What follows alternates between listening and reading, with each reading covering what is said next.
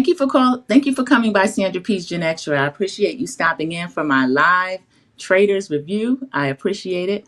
This was actually the finale, which is episode 11, and then episode 12 was they had the reunion. So please like, share, and subscribe. Thank you so much. Let me see if I can take this banner. And I won't worry about that right now. But thank you so much for dropping in. Okay. Thank you for coming by, Sandra Peace Gen Extra. All right, so we're going to start out where we left off last week. They left a cliffhanger. So we had the votes. The people that were on the hot seat were Ivor, Lord Ivor, who is a British royal, they tell us, and Danielle, who is a traitor. So since they came to a tie last week, Alan gives them the permission to keep deliberating, and then they're going to decide who is going to be banished. This is the last banishment where the person leaving is going to give their identity. So Brittany is the last vote that we're waiting for. Brittany stabs Danielle in her front. And I say in her front because they have a history where Brittany has stopped Danielle from getting money before in one of these reality shows, which was Big Brother. That's how they know each other. That's why most of the people watching is saying Danielle's such a terrible traitor, even though she likes to think she's this great strategist. Later on, we'll hear on the reunion, we have Rob Dixon piping up to say, everybody said she's a terrible traitor, but she's went further than anybody else. Robin researching something that has nothing to do with her. That's the first time she even piped up. And Andy was the one, Andy Cohen, who hosted the reunion, was the one asking, what's up with getting the housewives out first? Because Dorinda was still mad about it, y'all. But we'll get to that after this finale. So she claims Brittany lies. She votes for Danielle. She wrote Danny, and then she pretended she was crying. There were no tears. And then she ended up saying, I didn't know that anyone else would change their vote, and then Danielle would go home. What the hell? But of course she knew. Brittany has done this before. So Danielle gets to the circle of truth. She gives this long story, and then she reveals herself as a traitor. Brittany breaks down like Danielle used to do. Everybody else is happy. They're cheering. They got another traitor out. So they're thinking there might be one traitor left, and then the rest of them are faithfuls. So Alan comes in and reveals that Brittany is the one that won the power of the seer. This is from the last episode where the person gets to ask one person their true identity, and they have to tell the truth. So Brittany ends up selecting Gabby for this. And Dylan has a strategy. He says, whomever, the power of the seer, if the person is a traitor, they're going to frame whomever they bring in. They're going to say that person is a traitor, even if the person is a faithful. So Gabby and Brittany sit down to a cute little dinner, and they just talk to each other. And Gabby ends up coming back telling the group that everything went okay. And Brittany does not lie on her. Brittany does say that she's faithful, and Brittany automatically starts trying to frame Dylan. Because throughout the game, people said either Dylan is one of the most faithful of the faithfuls, or if he's not, he would make an excellent traitor. So their last mission is occurring. Everybody is excited about the last mission. Alan shows up with Lala, his little dog. Lala is wearing a cute little fur jacket. So the game is, there is $20,000 in a house next door that is stored in a car. They can keep the money if they bring it back to them. Somebody has to take the scroll to get the direction. Dylan runs up and takes the scroll. Ivor helps him solve the clue. Dylan's dressed like a cat burglar, but it's cold in Scotland, but everyone's in hats and things like that, but he has a little knit cap on. So Ivor's helping with the clue. Gabby said this is the last bit of fun they're going to have before this messed up round table that's coming, because we know how they get down at the round table. They do a lot of arguing. There was some type of clue that involved solving 23 times 4. So Brittany easily gave the answer for that, and Gabby gets in the confessional. Gabby says, oh, Brittany's good at the periodic table. I think this voice of Gabby's is a put on. It's starting to get a little bit silly, and the stupidity isn't cute. Multiplication tables, not a periodic table. So the next thing is they bring the money back. They secure the money within the time frame, so they get the $20,000. But they have to get in a helicopter and drop 4 bags of money into a ring of fire. Since there are 5 people left, it's an odd number. Ivor offers to go alone. And then the other people decide to pair up. We have Dylan with Gabby. Gabby is really afraid. And then we have Brittany and Dolores, who are having a great time up in the helicopter. The catch is you have to hang outside of the helicopter and drop the money into the circle of fire. Thanks everybody that entered the chat. I appreciate all of you. Please like, share, subscribe. Hello, Capricorn Flower, Mama B, Sharon Galbo. Hello. DJP, hello. Thank you so much for stopping in. Mama 59 Works, thank you so much. So this is their last chance to get any of the money. Gabby and Dylan only make $5,000 into the ring of fire because they were a little bit off when they dropped the money out of the helicopter. And the others get the full $10,000. The total pot is $204,300. So they get back to the castle. Brittany is on her job. Brittany knows that they suspect her of still being a traitor. Now remember, the rule of this game is that the last traitor standing gets to take all the money. If there are any traitors left, they take all the money. I don't care if there's still 5 faithful. So that's the way this game works. So the faithful still had their work cut out for them. Dylan suspects Brittany. Ivor suspects Brittany. Dolores still suspects Ivor. Dolores is like a dog with a bone. When she thought it was Tom Sandoval before he got voted out, she voted for him every single time. She's wasted almost every single vote. That'll come up in the reunion too. So Brittany is telling the ladies, telling Gabby and telling Dolores that there was a weird reaction by Danielle when she saw Dylan's vote. She said, unbelievable. Wow. Oh my God. But Dylan also lets Gabby know, well, there was she had the same strange reaction when you voted for her, which is true. So they get to the round table. The first one that speaks is Gabby. Gabby ends up saying that she is going to vote for Brittany. Brittany interrupts and said that she knows that Gabby's a faithful. She thanks her again. She said that she wouldn't be able to put up a crazy act. She's kind of like shading Danielle a little bit, even though Danielle's already been banished. You voted her out and then stole this lady's money again, virtually. So I don't know why she's still shading Danielle, but she is. Ivor says going forward, they have to vote for a traitor. Remember, they cannot leave any traitors left in the game. Otherwise, they won't win any of that $204,000. It will all go to a traitor. So he said that he's been loyal. He's a faithful. He doesn't know how to do anything else. They go back and forth. Gabby says she is a faithful. Dolores says she's a faithful, but she still suspects Ivor. Dylan says that he still believes that it's Brittany. He's going to vote for Brittany. And Brittany starts to just lay out the case of why she thinks it's Dylan. And confessional Dylan has the nerve to be shocked. He said, I can't believe she's fighting this hard. But of course she's going to fight hard. There's still money left to be won. So I don't know why Dylan was shocked at that, but he was. So confessional Dylan says he can't believe he's a suspect. And he says that Brittany, if she wasn't in the Tourette from the beginning, she could have been a recruit. And Brittany just pipes right back, you could have been a recruit too, which is true. They did consider recruiting Dylan, but we know that they didn't. He is a faithful. So Dylan says that he is a faithful. And Gabby, let me see, I got this mixed up. I'm sorry. So Dylan, I already gave that part. Let's see. Dolores, let's get to the votes. Dolores voted for Brittany, thankfully. Ivor voted for Brittany. Dylan, of course, his vote was no surprise. He voted for Brittany. And Brittany is banished. She leaves the castle.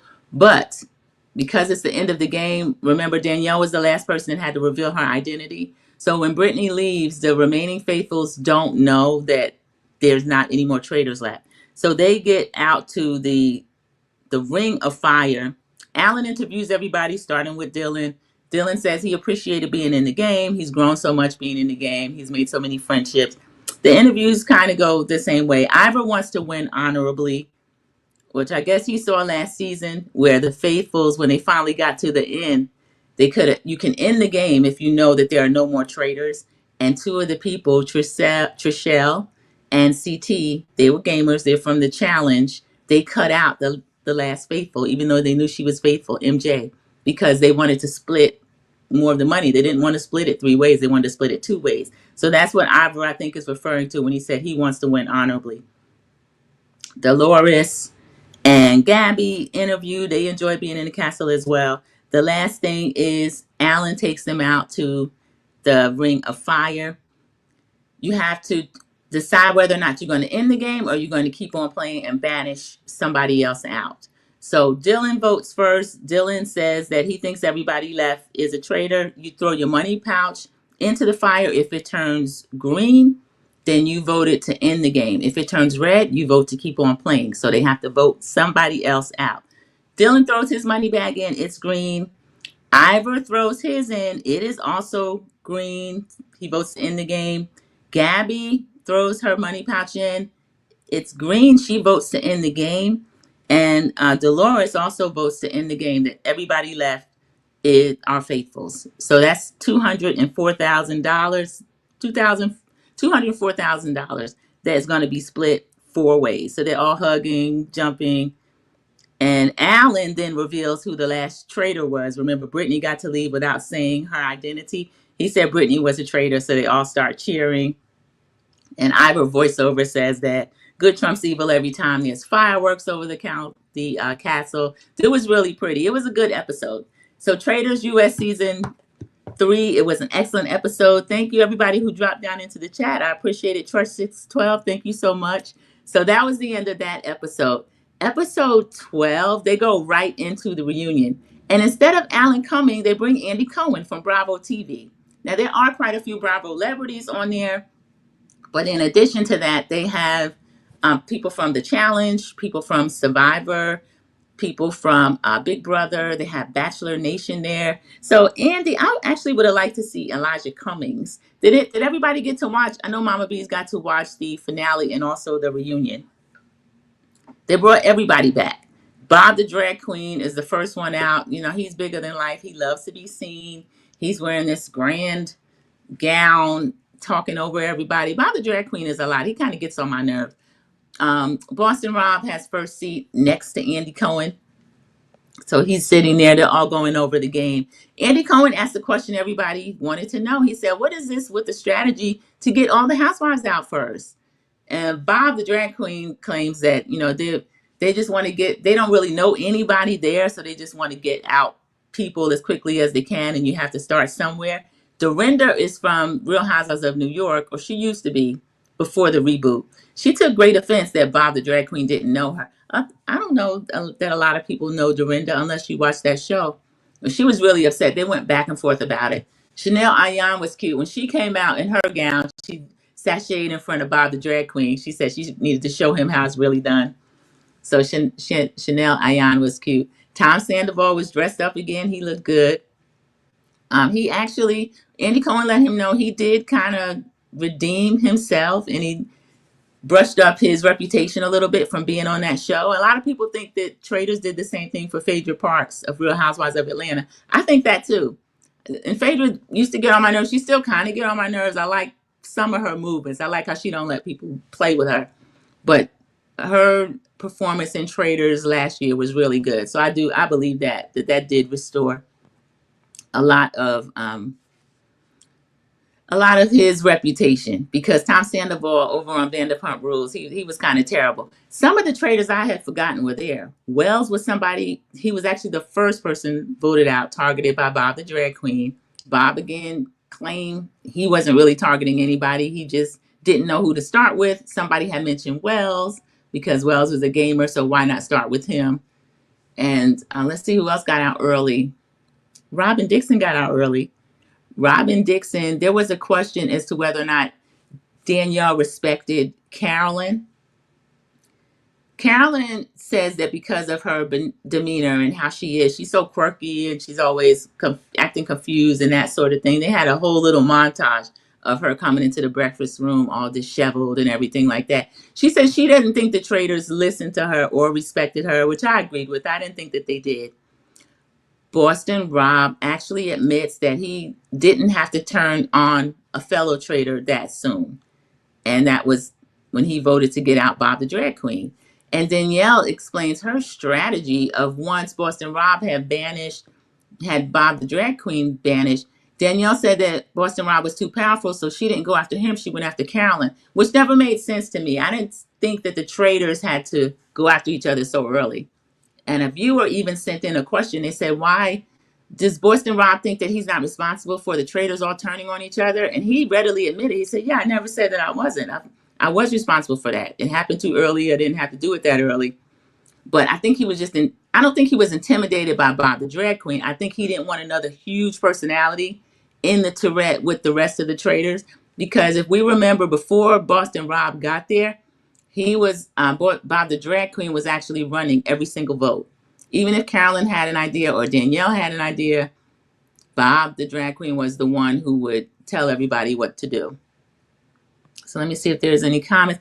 Everybody is speaking to each other. Thank you for entering the chat. Hello, Inez Martin. Inez Martin was one of the first ones in. I didn't see that first comment. Thank you for dropping down into the chat. So it was a pretty good reunion, but it wasn't better than the finale. I was glad to see them split the money. So that $51,000 or whatever they made, I mean, that was better than nothing, better than letting Brittany or Danielle have it. Because I think the way the traitors played, I don't really think that they deserved the money at that stage of the game, at the end of the game. Excuse me. And Andy Cohen was reading viewer questions.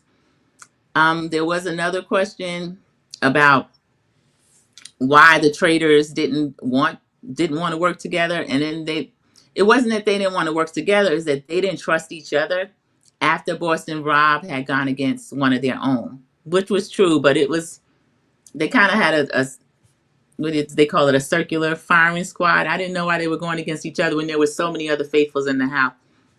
But what Rob Dixon popped up and said, she said a lot of people were saying Danielle's not a good traitor, but she lasted longer than any other traitor ever has, which I didn't know. That's good for Danielle, if that is true. It might be true, but that doesn't matter. She's still, where I thought she wasn't a great traitor, is that I didn't think Boston Rob was good turning on Bob the Drag Queen, but Danielle turned around and did the same thing. She turned on Carolyn and tried to bring Brittany in. Remember when they had the choice to either murder someone that night within the game or to bring in another traitor? And Carolyn flat out refused. And she said she refused because Brittany and Danielle were so close. That was another thing that was embarrassing. Brittany piped up and said, I don't really know you. She was doing the Mariah Carey, I don't know her, I don't know her. She said, I don't really know you. I've spent a total of 3 hours with you, and you're acting like we're best friends. She was trying to paint Danielle as being thirsty. I don't believe Brittany, y'all. I think that Danielle and Brittany were closer than Brittany is. If they were not, why would Danielle risk her game and bring her in? And it did risk her game to do that. This girl was the one that ended up getting her banished and then stopping her from winning money for her family again. Because on Big Brother, I think their prize is I think is up to $500,000, and then this prize could have went up to $250,000. So Danielle suffers these losses twice, and it's her own fault. Because Brittany's a snake. If a snake bites you one time, then you pick up the same snake again and then have the nerve to be shocked. So I was really annoyed at Danielle that she allowed that. Sharon Gabo still said Boston Rob is just sleazy. He is sleazy. And that was another thing that came up, that Dylan was under Boston Rob's thumb the whole game because everybody liked and trusted Dylan. And Dylan would have good ideas, but then once Boston Rob got in his ear, he'd be doing something totally different, even if he had a traitor in his sights. Because Dylan was the first one. Remember, he targeted Bob the Drag Queen, and he really thought Bob the Drag Queen was a traitor, which he was. And I didn't like how aggressive Bob the Drag Queen was. And they tried to make a joke out of, well, are you going to be misguided? Remember, Bob the Drag Queen said at the round table, he tried to read Dylan, and he said, you don't know, I can read you, and I'll tell you, you're misguided. Your drag queen name will be misguided. I didn't think that was funny or cute. But Dylan didn't make a big thing out of it. He said he would actually do it. Tom, who's done everything and knows everything, pipes up and said, oh, it's harder than it looks. So I guess he has a drag name, and he's been in drag before, too. Yes, splitting the money was better than not getting any. Sharon Gobble, I agree with that, too. So split $204,000 four ways, so they got $50,000 instead of getting frozen out. Because I didn't think Brittany deserved the whole 204,000. Neither did Danielle. Danielle should have gotten rid of Dylan. She should have gotten rid of Dylan. And then actually she could have they could have recruited him to be a traitor because they had an ultimatum. Either when they recruit the person, either you're a traitor or you get murdered. You leave that same night. So there were a lot of different things that Danielle could have did. That's another thing Rob Dixon brought up. She was like, well, hindsight or when you're watching it from home is different. I could agree with her there because she said you're looking at it, the viewer. We do know who the traitors are, the 3 or 4 traitors are. She said, but there's 23 people in the house that they're trying to assess.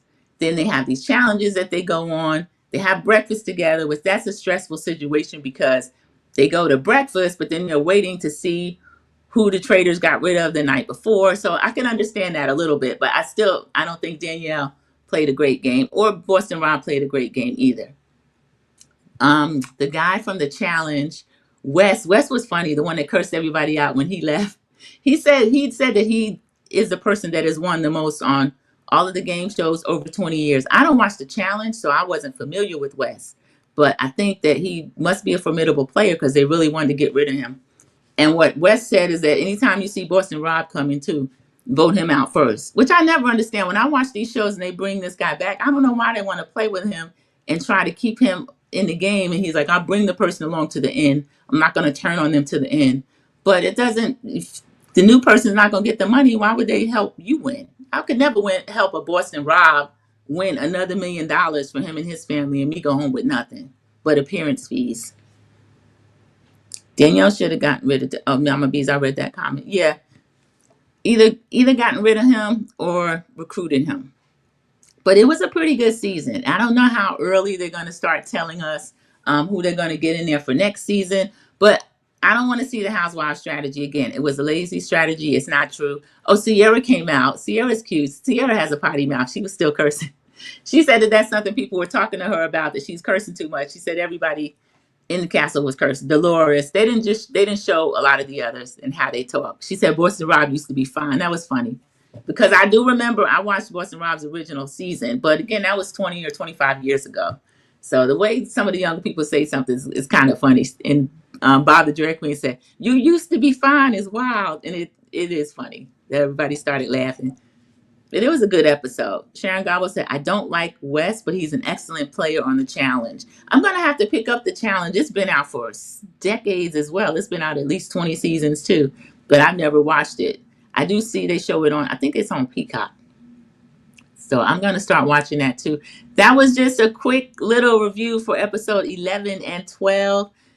Tomorrow is actually dropping Extra Sassy Tea Talk, the 4-person panel. We're going to go live right after Real Housewives of Atlanta airs. So we're going to give our thoughts on it. We're going to give a recap of the season.